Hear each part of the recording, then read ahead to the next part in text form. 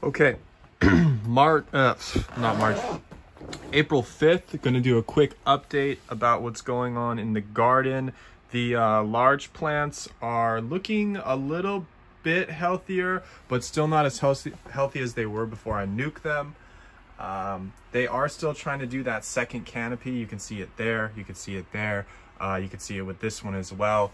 It just looks like there's a second canopy. So you know, honestly, all the plants seem to be doing this, so I kind of think if you're doing Carolina Reapers and possibly other, I believe they're Capsicum Chinese, it seems like they want to hit a growth spurt about the 5-month mark. And I noticed it with all the plants, so I'm not sure if it was because the fish emulsion set that into place, into action, or if they just have a tendency to do that around the 5-month mark. But all the plants kind of hit another canopy. This plant, tree trunk, has seen better days, of course. I don't see any flowers in there, so there's not much to go on. I do see not much going on. A lot of misshapenness, a lot of crinkliness. Let's get a feel for how much this thing weighs.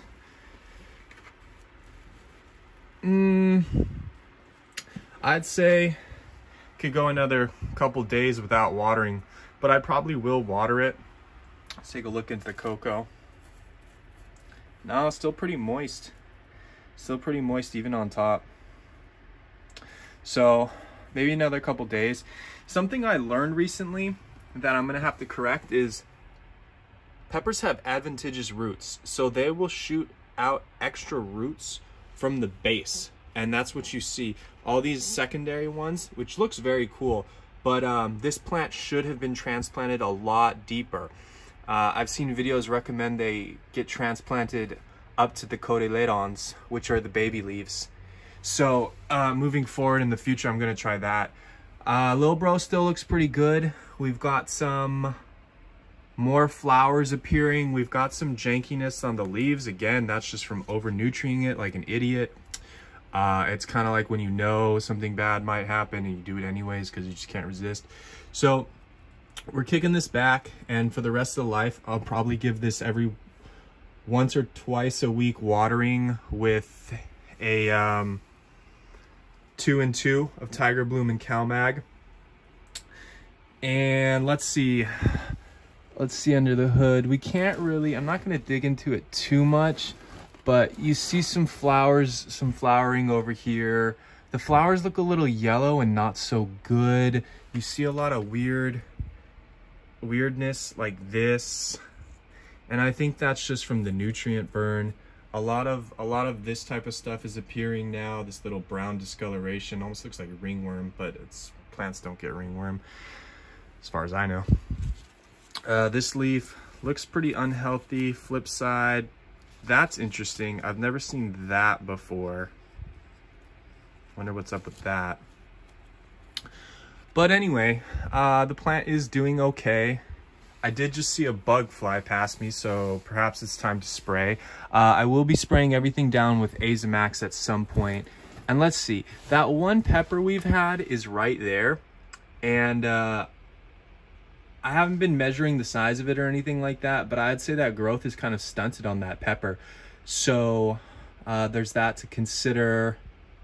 But all in all, this thing has a lot of little golf balls on it, like a lot of little nodes like that are just busting out. And so we'll see where this takes us. Again, we're learning cocoa for peppers. It's not a lot of resources online for it, but we're making do.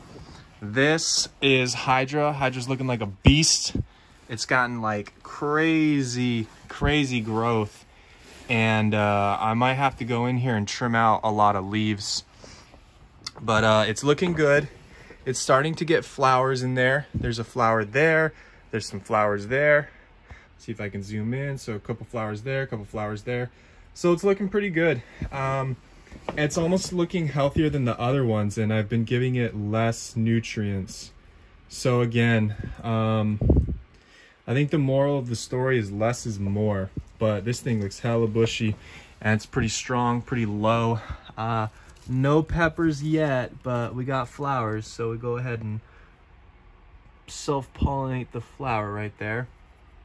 Anyway, that's what we got going on, and I would say that it's pretty heavy, so don't think I will water it anytime soon. And then this baby back here, bonsai. Bonsai's getting a new tier of growth as well. You can see the green. You can see the green there, there, and underneath still looks good. Still has some good peppers under there. None have turned red yet, but still kind of stocked up. Look at that trio. It's really just like 5 or 6 in the shot right there, so it looks pretty cool. As far as the mid tier, the adolescents, going pretty good. You notice that 4 missing that I'm going to transplant today. So let's just spot check these. These are the 4 largest ones, and it looks like this was born on 2/6.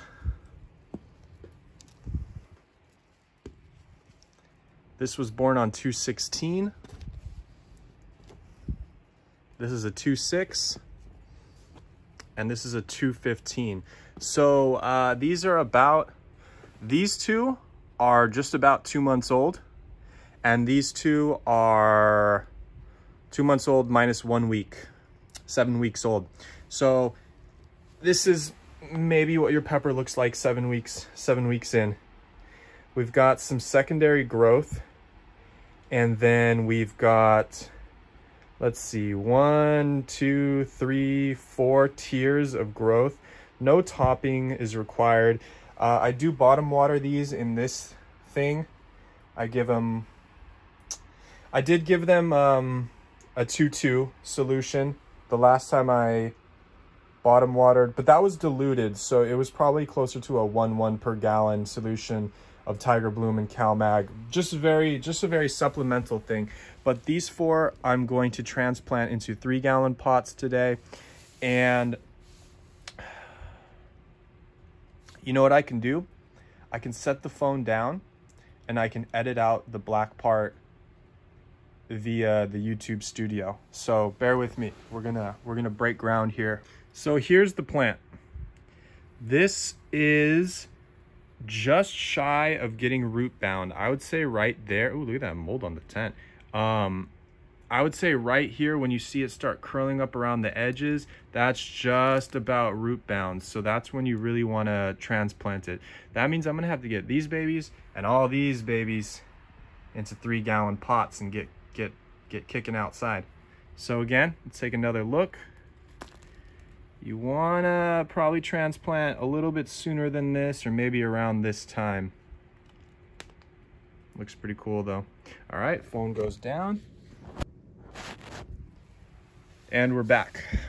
Crazy editing, crazy skills. Last thing, I did plant a couple other varieties of peppers in the germination station.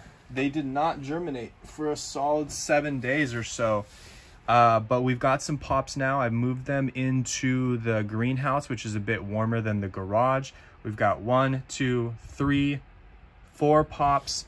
And so this is WT, that stands for, I think it was like white tiger or something, but it's gonna come out to be some white pepper.